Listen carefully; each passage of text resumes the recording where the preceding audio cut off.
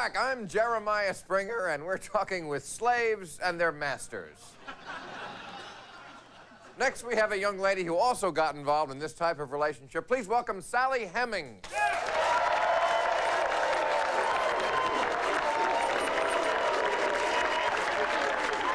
All right. Sally, thanks for coming on. Now, where did you meet your so-called master? At an auction. All right, and he was? The President of the United States. and you were? For sale. So you had that in common. Now, when did things start going sour for you? Well, see, at first he was really sweet. He said I had nice, strong teeth, and that I looked like a gal who could carry heavy objects without complaining. You know, he was a real charmer. I see. And then what happened? He started getting possessive. Ah, possessive. Right. Like how so?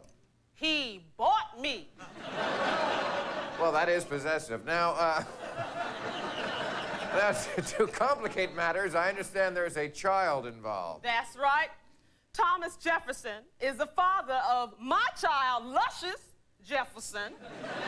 And he don't pay no child support, Jeremiah. Not a nickel. In fact, he is on the nickel. For a change, I'd like to whoop his ass.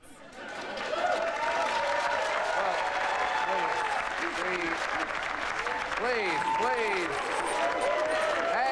Hey, we certainly don't want any violence. Let's bring him out. Welcome, President Jefferson.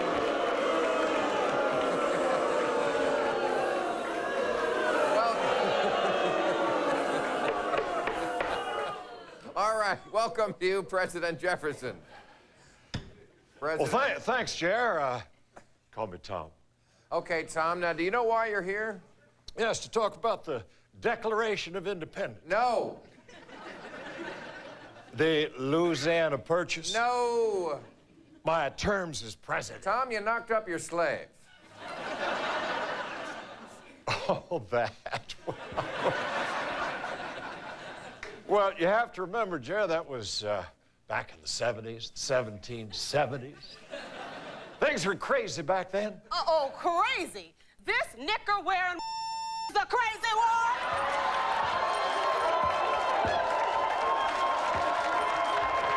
Kitchell.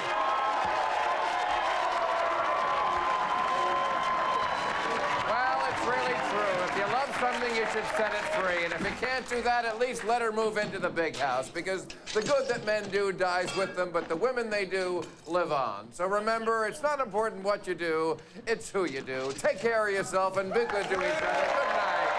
Good night.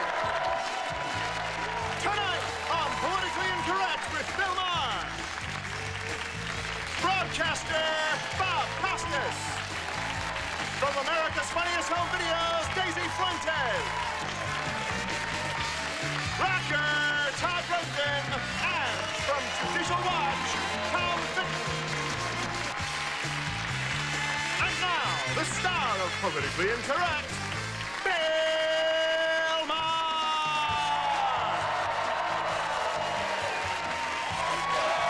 All right, thank you, folks. Let's meet our panel. He's a rock legend and the father of the interactive music CD. His website, now the website is www.tr-i.com. Todd Rundgren, ladies and gentlemen. Hello there, Mr. Rockstar. How are you? Hey, Bill. Right over there. The president of Judicial Watch and editor of Opinion Inc., our buddy Tom Fitton is right over here. Tommy, how are you? Good to see you as always. She hosts America's Funniest Home Videos Saturdays right here on ABC. Daisy Fuentes. Hello, young lady. Thank you for coming. I appreciate it. He is a 12-time Emmy Award winner and 7-time National Sportscaster of the Year, Mr. Bob Costas, right over here. Yes, you are, and every one of them deserved. How are you? Okay. And when we have you here, I always like to talk sports, and luckily there was an article in the paper yesterday, not yesterday, last week. 1 out of 5 NFL players, they said, has been convicted of a serious crime. That is unbelievable. Ranging from homicide, which is 15 yards plus loss of down. Right. To vary drugs, the whole, and so there has been an outcry since then, people saying, hey, you know what? If you've been convicted of a crime, you can't play. I mean, that's what they want to get it down to now. And I'm just wondering whether you think that's right. Put the other 4 out of 5 in jail? Is that what you're saying? No, that if you're convicted of a serious crime, you can't play football. If you've been convicted of a crime and you can't play football, the league shrinks to about 8 teams. Yeah. Well, I would imagine. I think it's probably a good standard to have. We talk about public morality. The standards have been lowered, but this is private morality. Look, and businesses are making the decision. You know, felons can play. What does that say to children? You know, you can kill someone, and your NFL dreams are still there. It's a great country, isn't it? I don't think it's a great country. I'm not aware that any convicted murderers are starting at cornerback this weekend. Not all felonies are murder, you know. Yeah, but if you were convicted of a crime, wouldn't you get fired?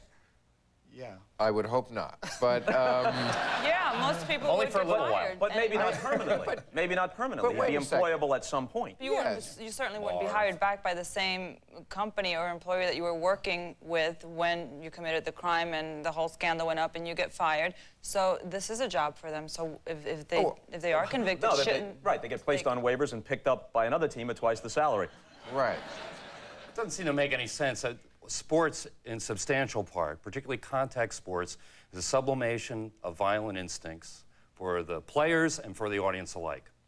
And the point is that people who have violent instincts are going to brush up against the law constantly. And you're keeping more people out of jail by giving them a professional sports career than you are by essentially keeping them from playing sports. In other words, say, don't play sports, become a professional criminal instead. If you take a look, at the NFL, there's a lot of admirable people in the league as players and as coaches, but a certain percentage of these players are actually there because in some kind of controlled way, they're using those very instincts that Todd is talking about. They're using violent, antisocial instincts. It's not something where they say, oh my gosh, this troubles us. No, it's how can we harness this and get the guy to whack the quarterback. Well, we don't have a war. Put it that way. We don't have a war to send all our violently inclined off to go get themselves killed. You know? We got to do something in the interim about it. There's a difference between, you know, a teenager who gets caught shoplifting and someone who does hard time or someone who's committed a violent act, let's say, against their coach, and there's no consequence there. You know, crime ought to pay, and I think you'll have more people in jail, more crimes committed, if you get the idea that, you know, you commit a felony and you can still make $1 million a year. How about this? Now, we all know Latrell Sprewell and his story, right? Choked the coach. Okay. He is now suing his agent. This is, I mean, I don't know if this guy, I don't know if they're orange and bounce, but he's got, let me tell you. He is suing his agent because the agent failed to put a clause into the contract that inured him from repercussions should he choke his coach. So he's suing the agent. I mean, you can't think of everything. They already had the clause in that protected him in case he inadvertently hit the ref in the ass with an inbounds pass. You know, and they just overlooked this one. Well, it's amazing they actually have clauses. I mean, if they had a clause like that and that wasn't in there, maybe he has standing there. But the idea that someone would actually be on the other end of that contract and say, well, yes, if you do kill the coach, if you do beat him up, we'll still pay you. The idea that someone actually put that into a contract on the other end, I'd look at that carefully. See, this guy, this is obviously, this Sprewell guy is a litigious guy. I understand he's also suing his hairdresser for making his cornrows too tight. I mean, this guy just wants to go to court. If he can't be on the court, he wants to be in court. Okay, I hope we got to take a commercial. What a difference a preposition makes.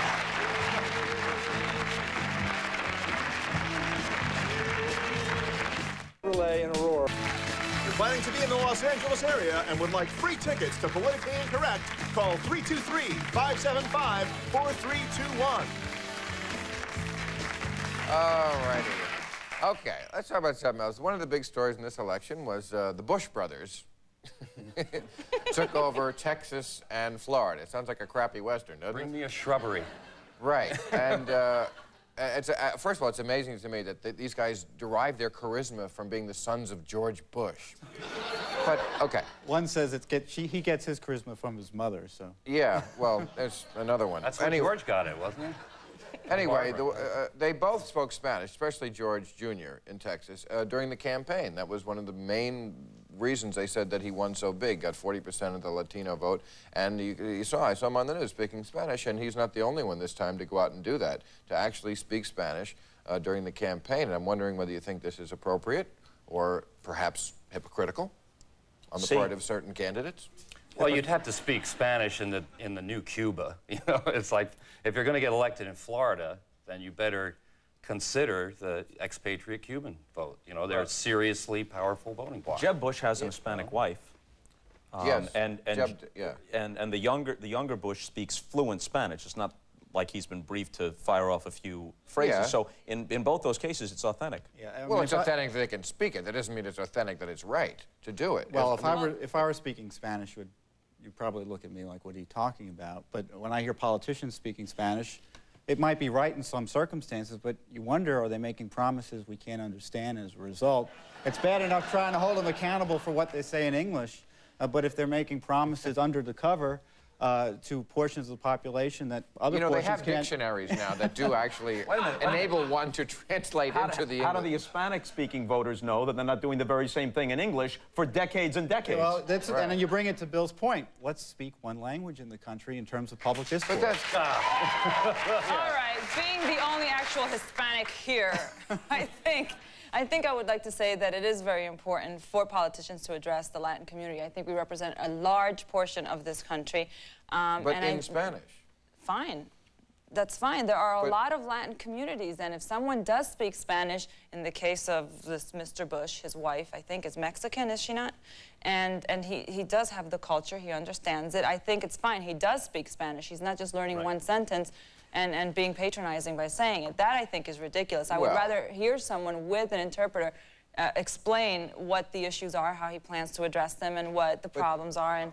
But the Republicans, and Bush's in particular, have not been very liberal about immigration. It seems to be hypocritical pandering. Well, what's pandering? A lot of Hispanics want to cut back on immigration because they're American citizens and they see immigration hurting the country in ways that they don't want to happen. So it's very pro-Spanish being anti-immigration, in my view, pro-Hispanic. Well, this is not a racist society. This is a classist society.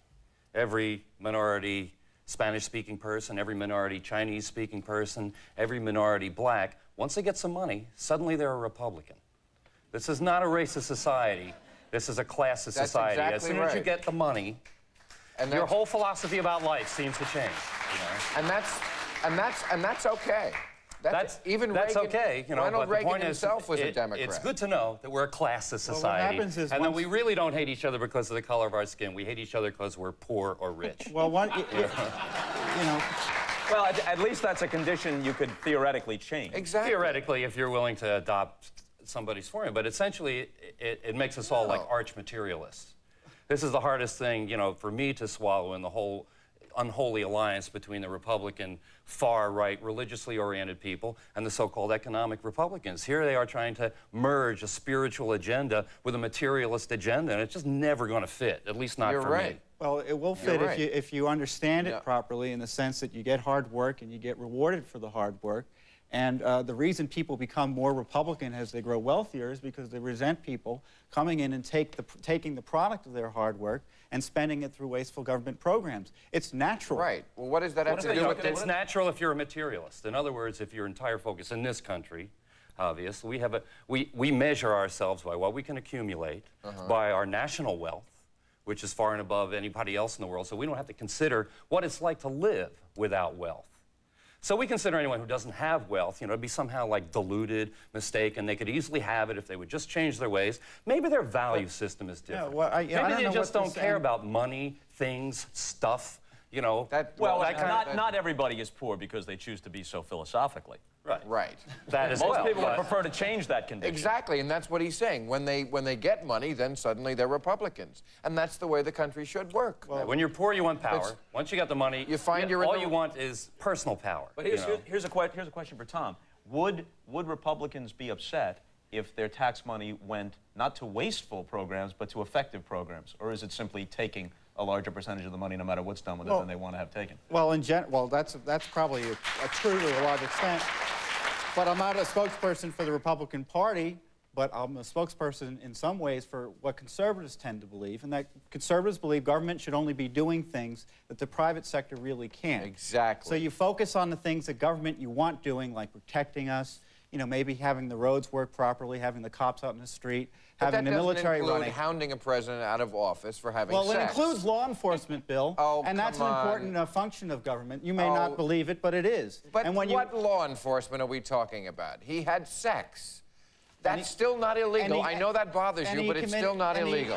Well, Bill, that's absolutely ridiculous. It's not ridiculous. The fact is, he was a public official having sex with another public official on public time, and then he... that's never happened. And then he lied about it. You're right.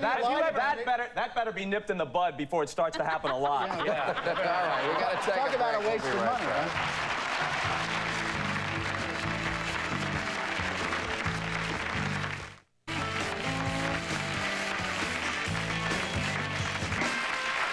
Well, you know, I do try to avoid the president's sex life, but since we got on it, Tom, I can't help but throw this back at you because I know you're part of Judicial Watch. Right. And their headline the other day, Streisand, Barbra Streisand, should come clean in her true relationship with Clinton before she speaks out on impeachment. Well, she said some nasty things. Wait a second. Come clean in her true relationship with the president. What are you saying? There are rumors of a relationship between the president of the United States and Barbra Streisand. Oh, for God's sake! I want anyone who makes such a call to post their itinerary. Hold on a second. Before they do that. I want to know whoever made the call, may not be you personally, I want to know the entire schedule of their conquests back, I don't know, 10, 15 years, okay? Let me explain. Is that good enough? Before anyone makes an accusation about someone else's personal life, no matter what they say publicly, it's still about their personal life. And if you feel that the level of public discourse completely ignores that distinction, well, fine. Let's all get it out on the table. When was the last time you got laid? And exactly how? Are you done with the attack? It's not an... Wait a minute. What is your agenda here? You're a paid ideologue. You've got an agenda. You're not going to talk about anything else. Truth, logic, common sense mean nothing to you. Barbra Streisand. All right, let him answer. All right. Let him. Tom? Let's everyone take a breath. Yeah. Barbra Streisand gave $10,000 to his legal defense fund, which is an illegal legal defense fund. People. And then she came out and said that anyone who wants to impeach the president, that the Republicans were involved in a coup. She said they are essentially involved in an armed insurrection against the government. So you look at this, you look at the connection, you look at the fact that maybe she's a witness in some of these cases, and she's coming out and spouting on the record. Come clean. Do you have are you speaking out of principle, Barbara, or out of self-interest? That is the most ridiculous thing I've ever heard. I still want to know, when's the last time you got laid? I still want to know. I'm more interested in the last time you got laid than the last time Barbara got laid. I'm not interested in any of that. If she was here, I might be interested in her when she got laid. You know, first of all, there actually are people in this country who have not had sex with President Clinton who nonetheless believe that this is something of an attempted coup. A few. There are people who believe that based on their reading of the facts. That's outrageous. Okay. You know, you use the word coup. I believe the majority of time has tried to overturn. I didn't necessarily say that I believe it. I said you don't have to be involved with President Clinton to believe it. And so therefore that is irrelevant. Yeah. Well, it is relevant because she's a witness in some of these cases. If she does have a relationship with him, she's a potential witness. So why is it that you think that she had an affair with him? What's the reasoning behind it? How do you come to the conclusion that because of all of this, yes, she's a strong supporter of Clinton? How do you come to the conclusion that they're having an affair? It's based on press reports. What is the deal? And she comes out and it's like, methinks she doth protest too much. And who's she protecting, her? Oh, take your argument on its points. But take your arguments on its points like you would expect your argument to be taken. In other words, when I ask you about your sex life, well, how is that relevant to the argument you're making here? But even if, to put that aside, but I mean, if you're not a lawyer, you know a lot of them and you've watched law shows, certainly this is what they would call circumstantial evidence. Is this not circumstantial? Is there anything that we could even closely call proof? It's gossip. It's pretty powerful stuff. Pretty powerful gossip. What is? But I mean, in a court of law. Let's put it this way: she didn't deny. She responded to our statement right off at the knees, and she didn't deny it. She didn't deny it. When it comes to rumors, so she's a witch. Burn her. I didn't say that. I didn't say that. All right, we got to take a commercial.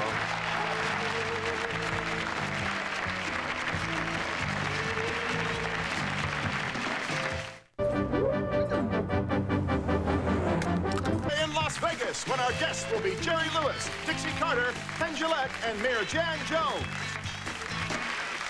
All right, quickly, Lawrence Taylor, one of the greatest football players ever, caught again with crack. He says another coincidence.